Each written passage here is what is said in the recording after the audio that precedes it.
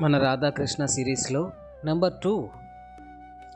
ఒకరోజు రాధ కృష్ణుని చూస్తూ, కృష్ణ, నువ్వెప్పుడు ప్రేమ కోసం పాఠాలు వల్లించి నాకు బోరు కొడుతుంది కృష్ణ, నా కోసం ఏదైనా చెప్పొచ్చుగా అని అడిగిందట. కృష్ణుడు వెంటనే, నీకోసమా, నేనేం చెప్పను అని అన్నాడట. నా కోసం, నా చీరకట్టు కోసం చెప్తావా అని అడిగిందట మన రాధ. అయ్యయ్యో అదెంత పని, ఇప్పుడే చెప్పేస్తా ఉండు అని చెప్పి మన కృష్ణుడు ఒక అందమైన కవితను తన కోసం చెప్పాడట.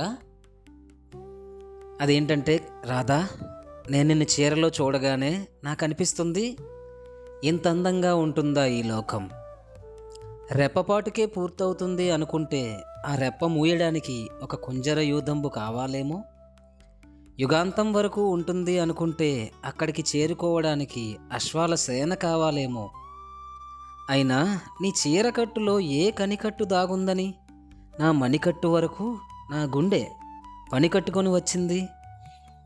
ఏదేమైనా ఎదచాటున ఉన్న గుట్టును బయట పెట్టే వరకు అలజడి ఆగనంటుంది. నా ఈ 10 వేళ్లకు 10 మెదడులు వచ్చి ఇలాంటి కవితలు తన కోసం ఇంకెన్ని రాయాలి అని మేధోమదనం చేస్తున్నాయి రాధా అని చెప్పాడట. అవును మాయలోడా, ఇలా అడగంగానే ఎలా నీకు ఇంతలా వచ్చింది అని అడిగిందట రాధ.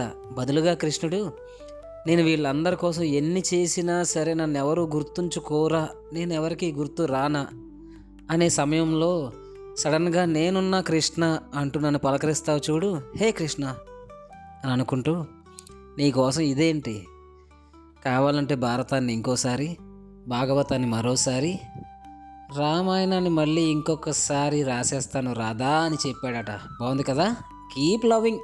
అయ్య బాబోయ్.